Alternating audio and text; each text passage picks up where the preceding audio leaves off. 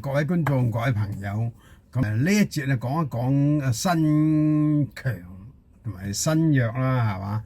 咁身強身弱咧嘅意思就係話你有冇筋，有筋咧就係話你甲咧就係有熱啊，有人啊卯啊咁為之身強咯。如果冇咧就為之身弱咯。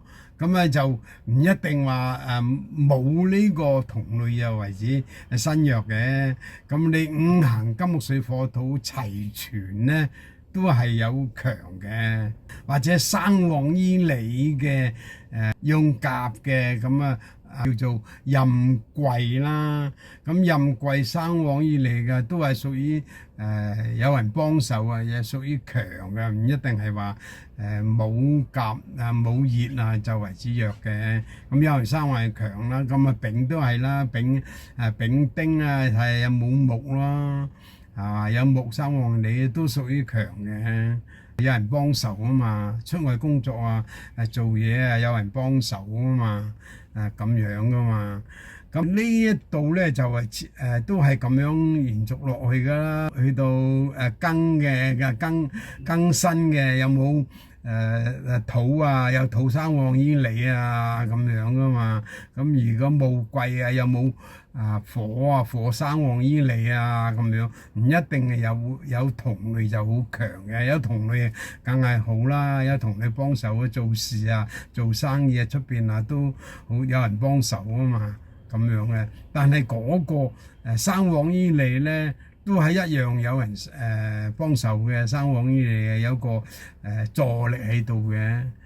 咁而家甲熱咧就為之東方木係綠色嘅，係嘛？係東方木咁甲咧就大樹啦，熱咧就係小草花草嗰啲啦，咁火咧就係紅色㗎啦，個南即係丙火南方係南方火嚟㗎啦，丁都係南方火啦，咁就係丙咧就係太陽啦，熱度好強㗎啦，係嘛？咁丁咧就係話係蠟燭之火啦，咁戊咧就係黃色大山城牆土嗰啲咁樣分法啦。咁嗰個己咧就係黃色顏色係黃色平地田野嗰啲咧。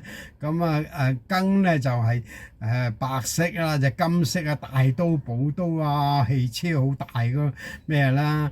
咁辛咧就係又係白色金色咁小型嘅金屬金釵或者首飾之類嘅。咁北方水啦，咁壬癸係北方水係黑色藍色大江水大河水大海水咁屬於大嘅啦。咁就係癸都係北方嘅水係陰水黑色嗰個藍色小溪下水道露水嗰啲好細嘅水嚟嘅。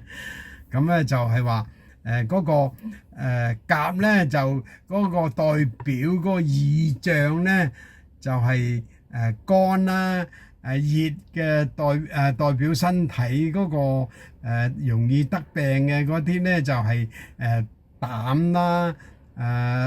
丙代表身體容易得病嘅係小腸啦。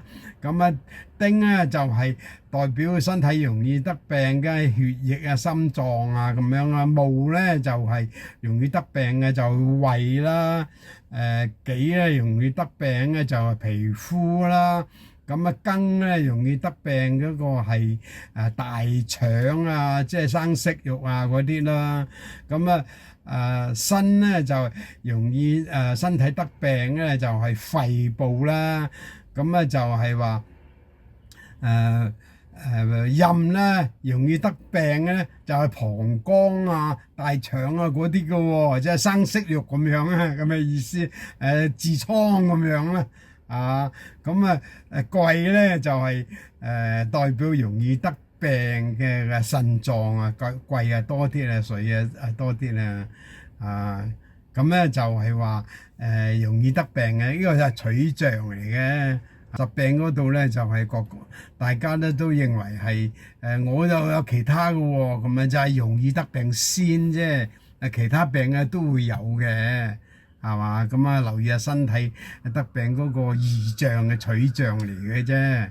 咁而家講一講咧就係地支嗰個字丑寅卯辰巳午未申酉戌亥嗰個疾病嘅取象啊，咁年始咧就係代表頭啊、面啊、頸啊咁樣嘅，月柱咧就代表胸啊、背啊、上啊、中啊、焦啊咁樣，日子代表小腹下焦啊、下三焦啊咁樣嘅，時始代表騰啊、蓋啊，或者腳啊，或者腳踭、腳足啊咁樣嘅，咁咧就係地支咁樣講法嘅，咁取象嘅，咁個子咧就係代表咧就係膀胱啊，或者係耳仔啊、耳水啊咁樣嘅，咁丑咧就係代表個肚啊，就係皮膚啊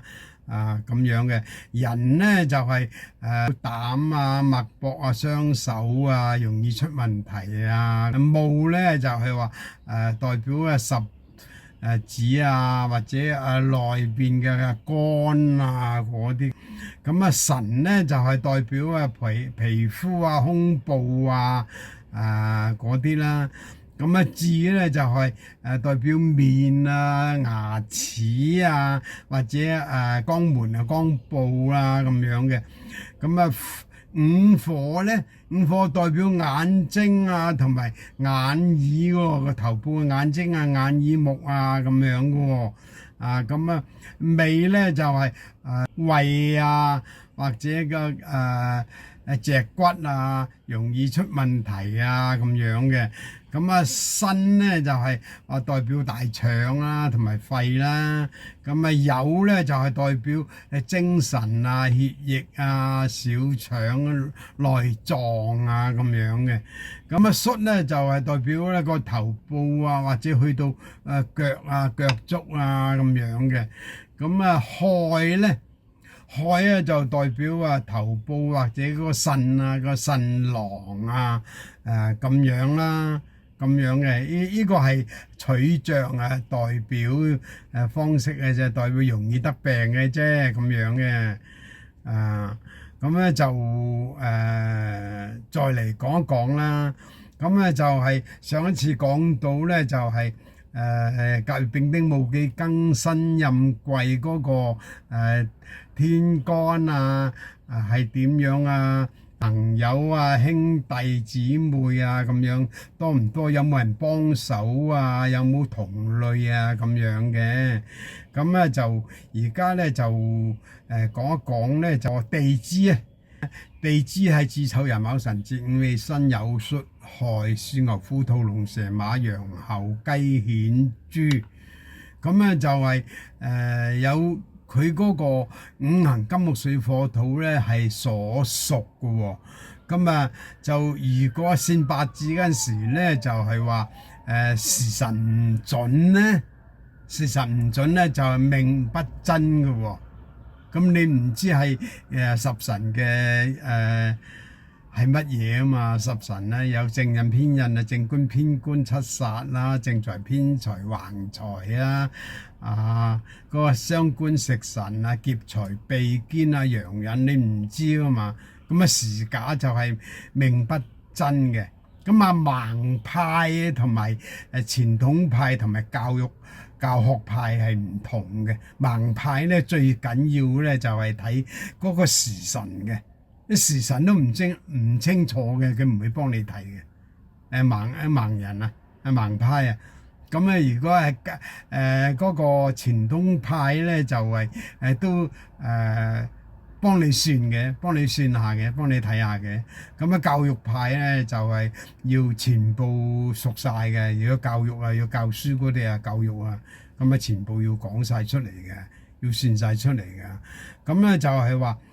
地支咧有六陽啦，有六陰啦，子寅卯辰午申戌咁樣啦，咁啊六音啦就係話丑卯啊、巳啊、未啊、酉啊、亥啊咁樣為止係陰啦。